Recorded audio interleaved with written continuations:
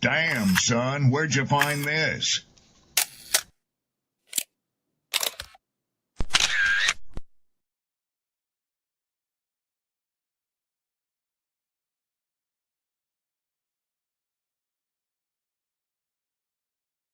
People don't be offended by the truth. They be offended because you called out the truth. Simple as that. They don't want to hear any other narrative that makes them look bad. One thing I can't stand at this big grown age is somebody who act like cause and effect does not exist. Like, yes, your actions caused this outcome. Yes, what you did lit the match. Like, why are you surprised and playing victim? Guys, Chico, they never lie. That's how you know somebody doesn't respect you. They listen to reply, not to be understood. They cut you off. They minimize what actually matters to you. They laugh at your boundaries, and then they call you sensitive when you try to hold the line. They show up late, they cancel last minute, forget the things you've told them, because in their world, your time, your energy, even your voice aren't a priority. They're just an option. You see, there are two kinds of people. Those who adjust when they realize they've actually hurt you, and those who expect you to adjust so they don't have to change. You don't need to be disrespected loudly to be disrespected deeply. Sometimes you'll see it. It's just in their tone, in their patterns, in the silence after you're known. Respect isn't what they say when they're watching. It's how they act when they think you'll tolerate it.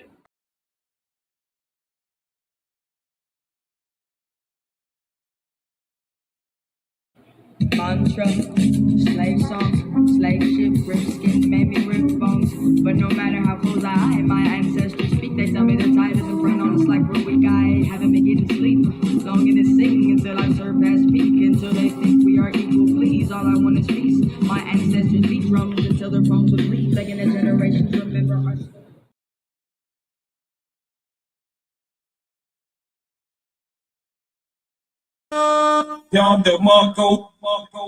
Peace and blessings, glory, praise, and honor to the Most High. I hope all is well with everybody. Let me get this up on the screen. There we go. That's better. Much better. I hope all is well with everybody. Appreciate you for being here with us this morning. We finally got some snow. Yes. I'm probably the only person that still loves snow. I'm a big ass kid at my grown age. I'll still be out there making igloos and all that shit. Yup. What's good though, man? I got Coach Trail in the building, man. What's up with you, bro? Nothing, man. Hey, man. Power of manifestation, man. You said you wanted it, you got it. Hey, I woke up this morning. I went on IG and I said to somebody, I wish we got snow. And then as soon as I look out the window, it's just coming down. I'm like, okay, that's it. That's what we on today. We manifesting. We bringing things to light. I love it. Chef, Arcana, all y'all, man. Much love to you. Appreciate y'all for holding it down in the comments section, man. I hope your Friday is going well. I got a clip I'm gonna bring up here. Somebody shared it with me this morning. I said, yeah, I'm gonna go ahead and pull this up. What's going on? 486-6486. Salutes. Happy Friday. Hope all is well with you. I'm gonna bring this up on a big screen. And yes, Jesus does love all of us. God bless you as well, you and your family, man. Real talk. Let's get this up here, and I'm gonna let it play out. It's not a very long clip, but it'll give y'all some context as to why we are here, and we'll just go from there, man. Rideshare driver helps woman escape a domestic violence situation as they are chased and rammed by her husband. Crazy work. Let's get in it.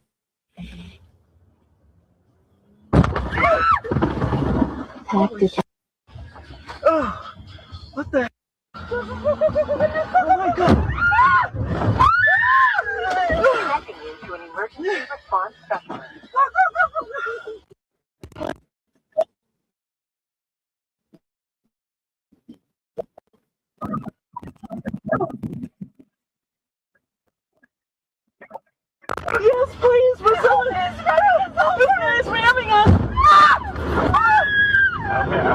calling 911 right now. It's me!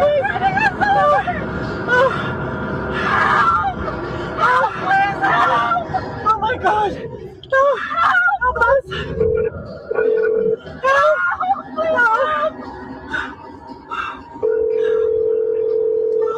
Help! Yes! Yes, if it comes! Do you know him? The police station, please! Where's the police station at? I don't know! Don't be like that! Hi! Oh, help! Please, I promise! Hi! We're running down 4th Lane right now!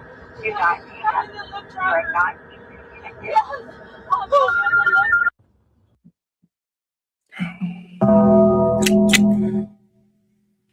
Imagine being a Uber driver or a Lyft driver or a taxi driver or just a driver in general. You just doing your job.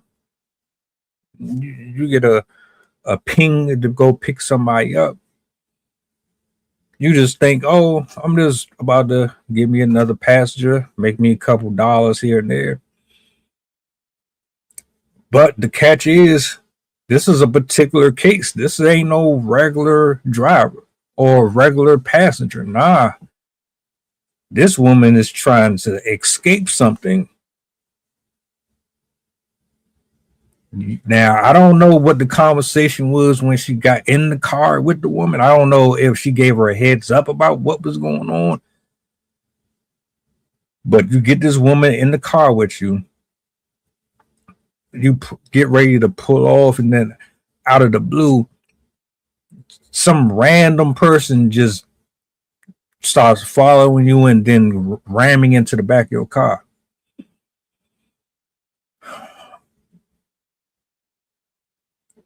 What's your initial thoughts on this video from first watch? Man, it's horrifying. Just listening to the voice, the panic. It's like watching a scary movie. You know what I mean? It's definitely a horrible feeling. And then just questions come to mind, like you said. Did she give her a heads up when she got in the vehicle? You know, at what point did everything kind of start to go awry? So, yeah, man, frightening experience, and definitely don't wish that on anybody. But that's unfortunate. I got first and foremost, I gotta salute the woman, the driver, man, because you just got put in something that you ain't signed up for. As a driver, you don't really have classes for stuff like this. I don't think that they have training for things like this. If they do, then that's awesome. But I highly doubt that these establishments are bringing these men and women under one building on a year-to-year basis, talking about safety measures and security procedures in the case of fires and dealing with drunk people, et cetera, et cetera. I don't think that that's something that they actually do. And I've caught plenty of drivers over the last 6 years or so, and I would always ask at least this one particular question: do you guys ever meet each other? Like, do you have staff meetings? Do you have parties? Do you have any type of gatherings between you and other drivers? I mean, because you're all doing the same thing. They all say, nah, nope, we don't. So I want to give a shout out to her, because for one, I'm pretty sure she doesn't know, oh, here's a warning, I have a hostile situation that might potentially put you at risk. She had to adjust and figure it out on the fly. And on top of that, you still were willing to put yourself at risk to help this other person get out of a situation, even after being surprised at what was going on. So shout outs to her, but that definitely would freak anybody out, to be honest with you. Yeah, I agree. Fight or flight definitely kicked in, and she chose fight and flight. The type of training, yeah, there's training for evasive driver training and different things like that. But those are the things security officers, military, and government officials that they learn. The average person that's an Uber driver or a Lyft driver they definitely aren't getting that training. But then you got to look at too, as far as for the company. I don't know if they're 1099 or W-2, so that plays a factor into it. Because you're 1099, that means you're an individual contractor, so it will be on you to go out and get more training other than the initial training that was provided that you signed the contract for. So that would be, amongst leaders in the Uber or Lyft community to maybe start to organize meetings and different things like that. But then, not a lot of people may necessarily feel like they should have to attend. So they might not necessarily see what the value is in that. But I definitely agree there should probably be some more safety protocols put into place. There should probably be some more, happenstance, like in a situation like this, make sure you have these numbers. And I'm not sure if they do or they don't already have these safety mechanisms in place, but making sure they got a list of program numbers, if nothing else, to contact in case of emergency. So it sounded like she was doing everything that she thought was right and that was getting them out of that situation. So I'm not really sure to the extent of the safety protocols that they have, but it sounds like she executed perfectly. They're actually independent contractors. Yeah. I'm glad you brought that up because I was trying to think of which one it was. Yeah, they are. But even still, you're putting yourself. All right. I've thought about doing Uber before, but like the thing that's always in the back of my mind is I don't know who is sitting behind me when they get in this car. I don't care if you're a woman or not. I don't know who you are. Yeah, when you look at the phone, it gives you a rating of the person's behavior. They give you a little history about the person, but not enough to really gauge if they crazy or not. So I never really went that far with it, but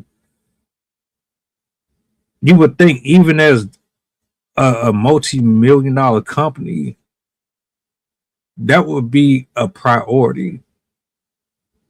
If I'm a business owner of anything that is bringing me a significant yearly income, I want my employees to be safe. I want them to be covered. I want them to be insured. I want you to know that here we're going to go through all the procedures to make sure that you can do your job and go to and fro your home and family safe, period. Because whatever happens to you is going to be a reflection on my brand. So I have to cover all of my ducks, period. And just from a moral standpoint, I would not want somebody working for me understanding the dangers that are out here in the streets and you not be covered. I'm not going to be out there with you. You're not going to be out there with them. But I want you to know, well, at least this person has my best interest at heart. Now, see, now it's not about the paycheck. I want you to be paid according to your job.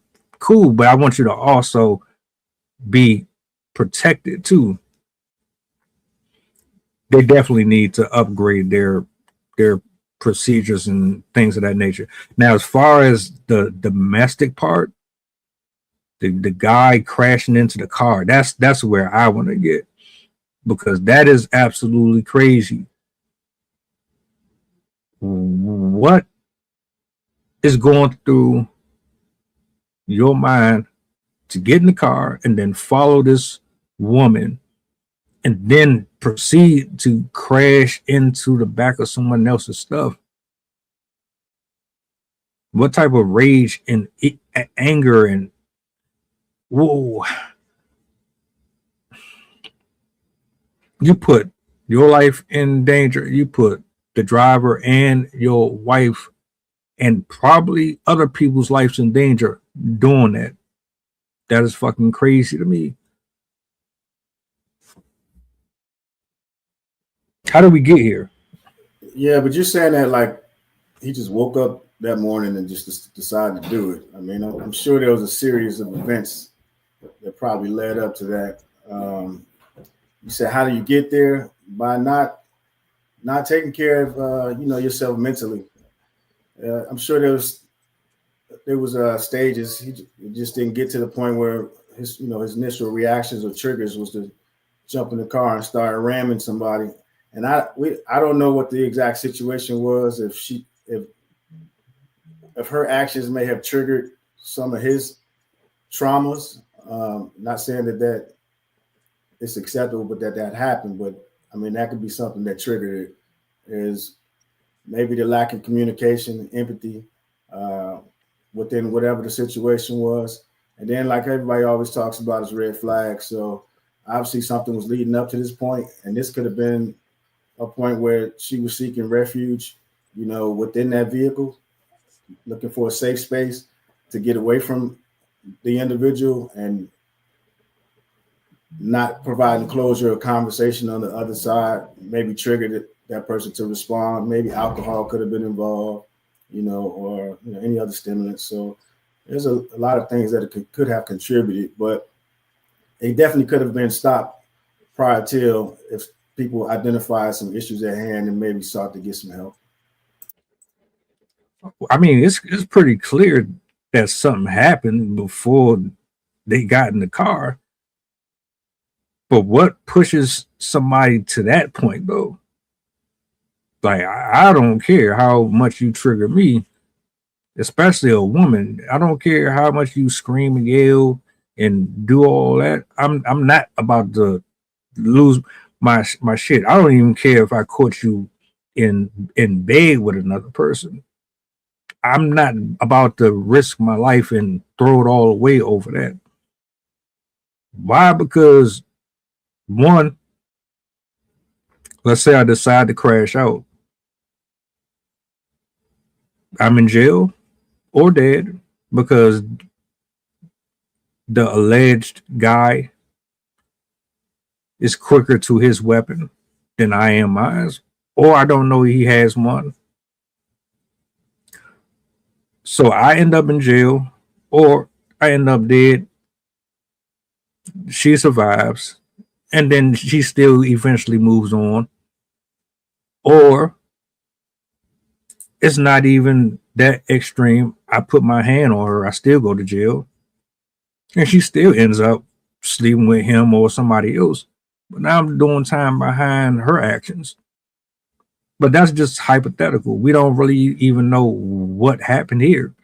The title says domestic abuse, implying that he's pretty much been beaten on her, or she's been in a series of situations with that particular person that led her to get into that car and try to get away from him. We don't know the whole backstory to it. Either way, from what I'm seeing, is it wasn't even acceptable at all. Getting in your car and then trying to run them down, I don't see how, or I can't conceive there being a scenario where that is necessary, if that makes sense, unless it would have to have been something extremely life altering for me to believe, oh, I got to go after her and prevent her from blowing up something or Like I just don't see how it even got to that point. But I know something happened. But I don't know if what happened was deserving of this level of energy. So typically in these situations, it's not a logical thought process to it. I mean, unless somebody's is premeditated and somebody's planning to do something, this is typically a reaction, and the reaction is now we're talking about emotion based. So somebody who's making an emotional decision is not always making the most rational decision. So if you can't fathom what makes somebody do something like that, I mean, it's perfectly understandable because again, these are things that are done out of emotion. You do something and it's triggered, and the trigger is the light of the match, and the trauma is the explosion. So it's just like in the cartoons. You light it, you trigger it, and then they explode. So doing the explosion is not when you're at your most focused mind in a moment of rage. And then again, like we talked about before, just being behind the vehicle, that's just another weapon. So it's no different than having a gun, a rock, or a stick. If you're in a vehicle, that emotions, start, the adrenaline gets to pumping, and now you can find yourself in a car accident, or you can find yourself in a moment of rage and, battle ramming somebody's vehicle. No different than if you're riding down the highway and I can feel it in the air, the night comes on. Those drums kick in, and then you find yourself going 25 miles faster than you were 5 minutes ago. You know what I mean? It's just that emotion, and the dopamines kick in and stuff like that. So yeah, definitely. If you can picture yourself doing something like that, that would probably be an indicator that something's wrong. So nothing wrong with not being able to see yourself, acting out that type of rage. That's a good thing. But again, lack of accountability, lack of getting help, and then it can also be on both ends. If somebody knows your trigger points and they intentionally hit those triggers to get warrant the emotion that they want in that response, and people do that a lot. They know your pressure points, they know your trigger points, and then sometimes they may press them and you go too far because there's no range. Some people go to 0 to 100. Some people it's a slow cook, slow burn. Everybody's different. So the most important thing is to know your trigger points, identify with them, and get help. And being able to, like you said, walk through that process, whether it's counting to 10, if it's breathing, so that you don't explode and react that way. So, great points. What's a sign that people should look out for with domestic violence? An indicator that they have a potential for it. It doesn't, because to me, it doesn't even have to be them putting their hands on you. It could be verbal. It can start with them emotionally playing around with you or manipulating you. And like it'll be so subtle that you won't see it coming until they actually do lay hands on you. So what's something that should be highlighted more going into these partnerships? They were married. I'm pretty sure at this point, if she hasn't filed for divorce, she should be, but they're married and this is what's happening. So how do you ignore and not see that this is probably dangerous? Because you listen to the conversations that people have. If you're in a relationship and people say that's just the way I am, they're not willing to change. When you listen to people talk, and if you don't tell someone that something may offend you or you don't like the way you're being communicated with, then those are early signs of lack of boundaries, lack of respect. So then if you don't respect yourself enough, that person on the other end may see how far they can go to continue to push it. And if you don't ever identify that you have an issue with something, So now you may be teetering on the verge of verbal abuse because you're not defending yourself. You're not taking up for yourself. You're just allowing what you consider to be maybe borderline disrespectful, eventually become disrespectful. And then it just eventually becomes, hey, that's just the way they talk, or that's just the way they talk to me. And if you identify it, and then now they can't take accountability because they may be in nice naturally defensive mode because they don't want to hear what's coming out of your mouth. You're trying to tell them it's defensive to me or it's offensive to me. And if they're not receiving that information, those are early signs right there that you should probably, that there's a communication issue. And then you should probably pivot to try to fix that at that particular point. So that treat it as a check mark, right?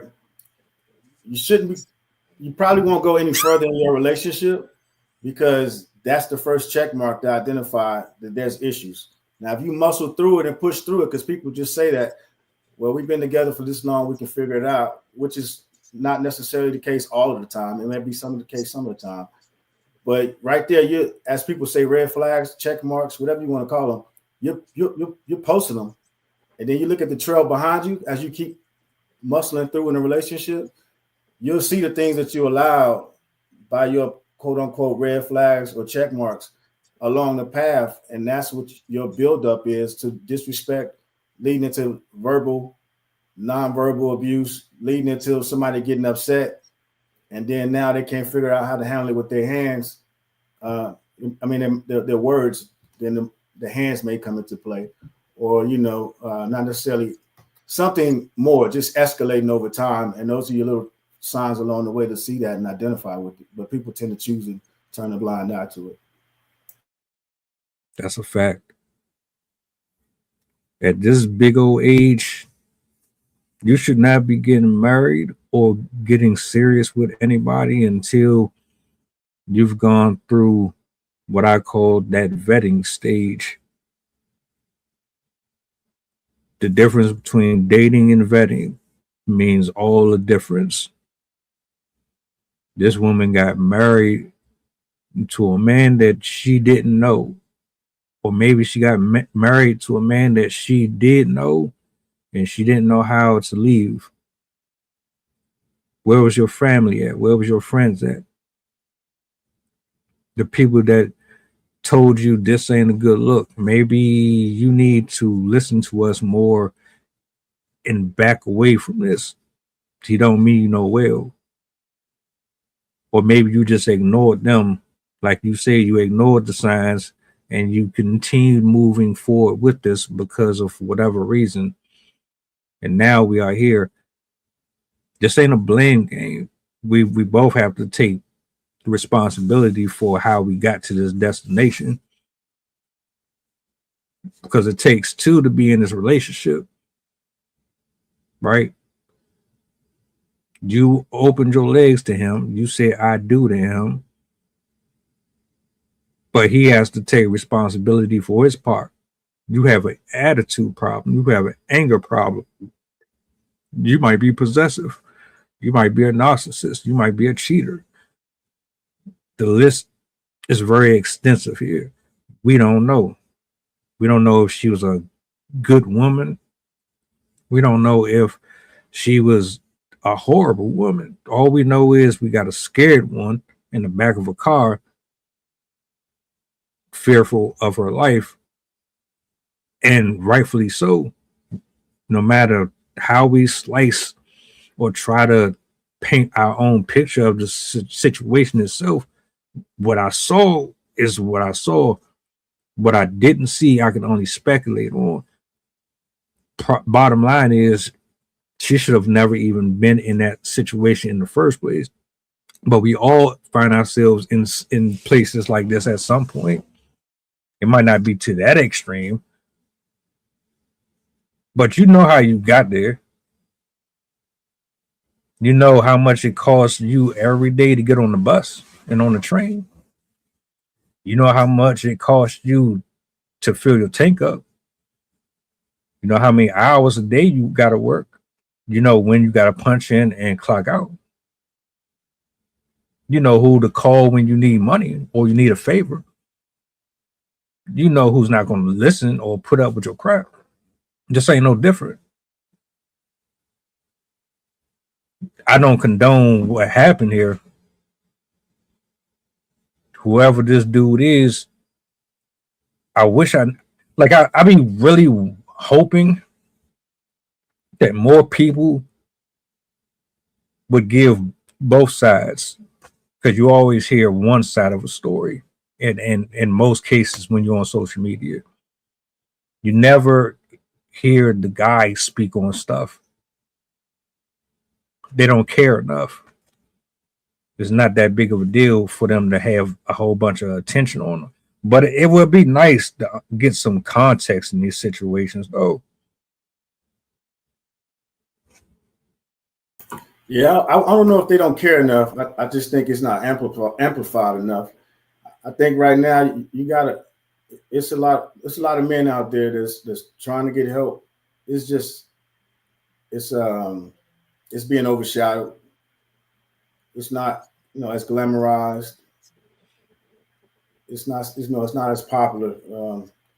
You'll hear people saying that, that's not. We need my grandfather's type of man. We need the old men back, ones that just took it and didn't necessarily need somebody to pat them on the back for anything. They didn't need somebody telling them they did a good job. They just got up and did it. And then not knowing, that's probably the reason why they came home, got drunk at night, and beat the shit out of everybody. You know what I'm saying? On the weekends. So they'll go around and champion that type of stuff because they hear somebody else saying that. But, they won't talk about it. Again, we talk about it every day, man. Men suffering in silence. I went to a convention the other day, and I was talking to this lady, and she was saying she had never thought about that because her son, he was in his mid-30s. He had just went through a divorce, and then she was going through divorce, and her son ended up trying to help her, coach her through her divorce with his father. And she was like, "Well, where did you figure this out?" And he was like, "Well, you didn't help, and I didn't go around asking anybody else. I just went on the internet, found some men's clubs and some social clubs to attend." And she was like, "I didn't really think about it from that standpoint." And like I said, I don't think anybody is thinking about it from that standpoint because you're in such a era where it's everybody's told to do their own thing, feel a certain way. And again, we keep talking about it.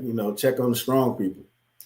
And the strong people don't get checked on because they pretending to be strong like nothing's happening to them all the time. And then that's where your issue is. So they got to learn how to ask for help because nobody's going to ask them if they're doing all right.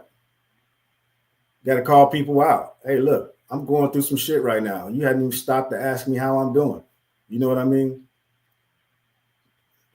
And that's what people don't want to do. They don't want to make it seem like they need it. They're searching for it. But you'll ask somebody to borrow 10 or 15 bucks. You know what I mean? You'll ask somebody for a ride somewhere. Ask somebody to go in on something for the weekend. You know what I mean? Ask somebody if they want to go on a trip on Groupons to the DR or something like that. You know what I mean?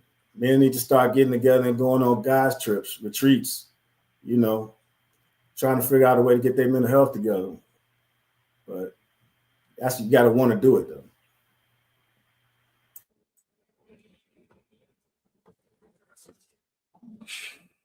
Do we have control over our emotions anymore? Are we better at controlling them or worse at controlling them these days? Because it looked like we're just getting worse at controlling them these days. It's bad when you have somebody crashing out to this extent. You're literally getting in a 2,000, 3,000 ton vehicle barreling down on another one just out of the fact that you're angry and upset over something that could be handled so much differently.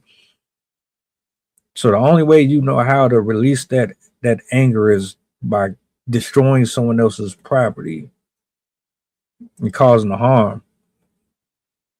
And then you just continue to see, oh, this dude unalived her because she was cheating on him, or he thought she was cheating on him, or like the woman just recently, she got sentenced to life because she found out that her ex moved on with another woman. She drove from she ain't drive from. She caught a plane from, I can't remember exactly, but she went from like Colorado or some shit all the way to Florida. Yeah, I saw that. Yeah, like that's crazy as hell. What?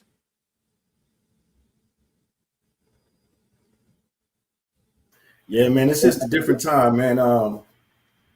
Everybody's so busy doing stuff for online, man. It's not taking the time to think about, themselves in actual real life. It's so really worried about that avatar online, that online persona. You got to take care of that mental health, man, and take a break from online. Stop comparing your life to everybody's online. That's the other thing. We might be part of the few that see something wrong with them doing that stuff. I'm sure as we see something wrong, potentially wrong with that, there's probably a group of people out there championing it on, saying I would have did the same thing.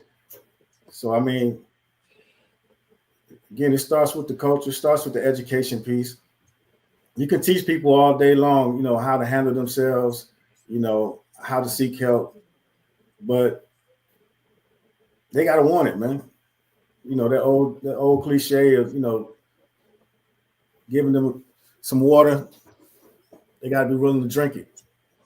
So it's the same thing. People got to want to have change. You can provide community support systems, resources available for victims. Think about it, in the Lyft drivers in the cars. They could be considered a safe space, but again, just to go back to what you was talking about, by them being 1099 contractors. So now you have to think about if you want to take on that responsibility, because one, you're using your own vehicle, you're paying your own insurance. So I'm sure that company, in the best interest of the brand, you probably signed something and didn't even look at it to say that you were responsible and held liable for all that type of stuff. So now you just have to think about it, if you want to continue to do that type of work, because you do have options, whether you can drive at nighttime or in the daytime. The daytime is probably less likely to happen, but you're probably not making as much in tips. So just think about what they want to do moving forward, and how they want to handle them situations, because that's the thing with those drivers and picking people up. You never know what you're going to get, in each individual ride. And you got to take that car back home and drive your family around and do your regular duties and stuff in it as well. So that affects the drivers, mentally, overall, as well as physically and financially, because if they don't get reimbursed back, for those fees. So again, it's just in totality, it's a lot to think about, a lot to digest. Yeah. I don't know what that woman thinking about now. You did you did something that most of us won't do anymore, and that's get involved in somebody else's mess. It's not our problem, so we just gonna keep it moving. She could have just told her, "Don't get in my car." But now your car is gone. Ain't nothing you can do with that. Who's going to cover all that? Is the husband going to take care of it? How do you move forward with that? And then to address something else that you had just said, the people who egg this stuff on, what's wrong with y'all? What's entertaining about that? What's humorous about it? Why do you feel that the only way to respond is always through violence or through being angry? And I never saw the benefits in that whatsoever, other than you're trying to satisfy a temporary emotion that's going to go away. But once it's gone, guess what? The effects of it will linger on way longer. Everything that you decide to do in that moment, That's fine until afterwards. And you still gonna have to face it. So you think it's worth completely just throwing everything away to feel like you weren't emasculated? If a person is going to be a cheater, they're going to be a cheater with you or with the next person. If they're going to have anger issues, it's going to be with you or without you. Is it worth staying in? Is it worth putting your own self through the mental stress? Is it worth going to jail for? Is it worth the unnecessary court fees? Is it worth losing your home, getting evicted, getting your children taken away from you? You got to think about all that stuff when you're dealing with emotional people or folks who are not living right or walking right. I don't know. You can't stop it. And like you said, you can have these conversations and give the information out there, but it's only going to reach but certain people. So I don't know. I'm just glad nobody here was severely hurt to the point of where like families have to mourn the loss of somebody. But this stuff has to stop too. Yeah, no, I mean, like you said, even if it only reaches certain people, I mean, it's reaching people. So you want to look at the positive at it, you know, and then whoever you don't reach on the next campaign, you know, change the marketing scheme up and, you know, address it a different way. But definitely, I'm not familiar if they have safety features in the apps or not. But maybe implement some different type of safety features. Maybe the pre-programmed buttons in the apps can direct you to specific hotlines. One for tracking mechanisms to make sure that it's reported the correct way. Just some different things like that, and then maybe some drivers awareness and training. Maybe this will spawn some different conversations out there. Maybe do some computer-based training, some CBTs. You know, maybe that's something that the companies can do, is maybe on their websites implement ways to identify trauma, or what to do in case of if this happens in your vehicle. So I don't know. It's all about education. So I think this is just something new. They're gonna have to pivot and adjust on the fly, because you don't hear about this happening every day. But just like they adjusted with COVID, landing in some places. I think I was in Iowa and they had a shower curtain in the back of the taxi. I don't know what the shower curtain was supposed to do, but I guess project any saliva or anything like that, or coughing, or things that land on the shower curtain and not the driver. I don't know, but they were being ingenuitive and creating things, the individual people within their vehicles. So to stop people from being too individual, because some people could start carrying their own firearms, pepper spray, tasers, and you don't want people to kind of take the law into their own hands. But yeah, definitely implement some safety training and some awareness that they could probably do quarterly, or they can subcontract that out and contact individuals that are also 1099 and small businesses, because that's something I could probably do and help as well, was provide some training if they wanted to do that. So there's different ways to kind of go forward and look at being a more proactive versus reactive with these companies, because that's one thing people don't think about as being a 1099 is the other things that come along with it, the intangibles, you know what I mean, versus being a W-2 employee. They give you a rule book, safety book, tip book. You got to sign it, you know what I mean, to make sure you following rules and regulations. But as a 1099 small business owners, people don't think about that stuff. They're just doing it to get the money. Not necessarily that they're putting themselves in harm's risk and people vomiting, throwing up in the back of their vehicles and stuff like that. So maybe just need to, put some more thought into it, and maybe just, ask for questions and, ping some people and see what kind of feedback they get. Yeah. the show we did on Tuesday was about a man in Dubai who was assaulted by another man in his back seat. Yeah, he groped and fondled him from the passenger side or the driver's side from the back. And then he got behind him, put him in a chokehold while they were driving. The driver stops the car. Somehow he manages to get out the car. The guy climbs to the front of the seat and drives off. They did arrest him though, but it was like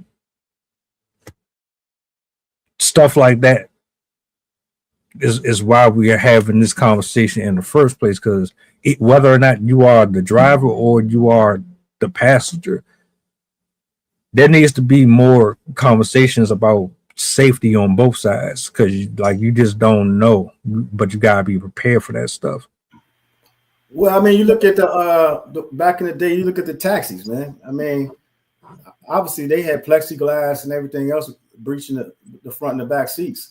So it's not anything new. I mean, you just take it from the taxi system and put it into your own car.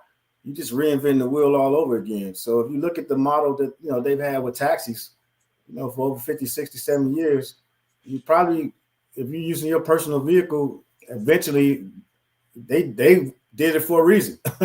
I mean, it's not something new. It's new because you're taking it away from companies, and then you're doing it in your own personal vehicle, and you have no way of, safety precautions for transporting somebody in your vehicle. So, yeah, this isn't new. You're just seeing it all over again. So, if you're going to be in the people transport business, you need to make sure you got a vehicle that you can secure yourself in it, and the passenger as well, because the passenger is your responsibility. But yeah, I mean, I hate to say it, but this isn't a no-brainer. You know what I mean? Think about taxis, how long they've been around. I mean, shit, they even had TV shows, Taxi, and all the crazy stories, Taxi Cab Confessions. I mean, there's a lot of things that come along with in that people transport business. I think people just aren't in the mindset that it's a business. They're just doing it and thinking about the quick money they can earn from it. You still got to protect yourself and the client and the customer from themselves. That's a fact. There's been a couple of women who have been killed doing these Uber transfers. There's been a couple of men who've been drivers that were killed because they got robbed. I remember the taxis. We still have a few of them that got that barrier there. Not all of them, but they still do it. I don't honestly see Uber going in that direction or creating that space. It feels like they're just saying, well, you're an independent driver, you should already know better. Once you out there, that's on you. We don't want to have no type of responsibility for that. But at the end of the day, if things go bad with them drivers due to a customer affiliated with the work that they're doing for your company, it still can fall back on you. Yeah, but you got to look at the legal paperwork. If you sign documents accepting responsibility, I mean, they're not going to put it out there just for it to come back on them. And this also could be a way for them to usher in all of Tesla self-driving cars. You know what I'm saying? Because now you can get a ride from somebody with nobody in the car. You look out here in Austin and all these other places, you got them all over the place, just riding around, testing around, the city landscape. There's so many self-driving cars out in Austin right now. It's ridiculous. So that might be a way just to, it won't be as safe with a human in it, and then just get these self-driving cars and you don't have to worry about it. So, I mean, it depends on how you want to look at it. I mean, but yeah, being an individual business owner, that's on you. You just subcontract it out. That's all. You got to read the paperwork and see who's going to be responsible for what, because they can easily put that back on you, you know, for not making sure your vehicle is safe. So you got to be careful when you point the fingers. I forgot about them self-driving cars. They really, Yeah. they're really like they're active though. Oh yeah, man. Yeah, it's more of them on the streets than than regular folks on the streets out in Austin. You know, again, you see them with the big old monitors and everything out there, and they're just learning the routes. They're just driving every day, back and forth every day. You got a few people getting in, some of them for testing purposes, but for the most part, a lot of them just out there figuring out, navigating throughout the city. So, and I know they said a lot of it's happening in Atlanta too. But you know, they're popping up all over the place, so it won't be a problem. It may be used as a tactic to, you know, hey, it's safer to drive with nobody else in the car, or you know, you get in that car and it may have some features of, you know how it is, how they sell and market that stuff to the economy. But yeah, that's just something they have to think about. You know, driving those cars, man. It make it easy for you to get out there and make a little money, but then you have to start worrying about responsibility of other people's. That's probably when it's going to push back and be on you being an individual contractor. So just got to be careful with them type of jobs. I wonder how that shit going to work with impatient drivers. Because you got cars that can pretty much drive themselves. Right. How is that car going to compute how to deal with road rage and all that shit? Like folks that like to cut in front of you and they like to wait to the last minute to turn their signal going left or right. How you gonna compute that shit? I have no idea, man. I have no idea. You'll probably have to give up your house to pay for that car. I mean, if you cause an accident or something like that. So that's how they'll probably do it, through reprimand. If you hit one of those cars or call, because they got cameras all around them, and you know, with satellite image views. So if you cause an accident, I'm sure they might not care about it. They just gonna, you know, get your ass back financially, and so that it'll deter people to do it. Yeah, that'll do it. Yeah, because I know buses got them cameras on them drains. You can't drive behind a bus in a bus lane as a driver. There you go. Yeah, you might do the same thing. Yeah, that shit like $200, a $200 fine. Yeah, so like your HOV lane, so they might have their own lane to prevent that from happening. Now that you mention it, I'm still not getting in that shit. I don't care. Man, fuck that. I prefer to drive myself. I like to drive. I like to be on the road. I'm not putting my nope. Now, if I was to get in one of them cars, and I'm just gonna leave it here. If I was getting one of them cars and not getting an accident due to somebody else's negligence, do I get paid too? Or does all this go to the company? Because you're not, nah. That's a good point. You know, you got to read that fine print, man. That's a good point. Any last thoughts on this accident with the woman and the driver? No, again, just, you know, it seems to be the topic of every conversation, man. Whether it's planes, trains, or automobiles, there's some type of form of domestic violence going on, and definitely something that needs to be addressed. And you know, again, it just goes to, if you can't even put it on the two in the relationship anymore. If you're in that environment and you see something, you should say something. You should identify it. Hey, not sure if you're aware of these situations or what's going on. And if they are, then I mean, you know, you wish the best for them, but you try to prevent these things before they get to that level, before they escalate, especially if you got kids involved. So just want people to be safe, especially right now around the holidays. A lot of people are kind of wound up, you know, financially. The weather's getting bad. There's a lot of things that piss people off out there today. So just try to use common sense and good judgment. Well said. And a big thank you to everybody who pulled up this morning. I hope you got something out of today's conversation. I don't know if it's still snowing out there. I hope it is. We do have a show later on. If y'all are available to pull up, that QR you see up there at the top of the screen, that is Coach Trail's link. If y'all want to tap in with him, follow him on his channel or where he's accessible, right there. Everything you need, you know what I'm saying? Thank you both for being here this morning. And I hope you guys enjoy the rest of your Friday. Be safe on this road if you got bad weather, and stay bundled up.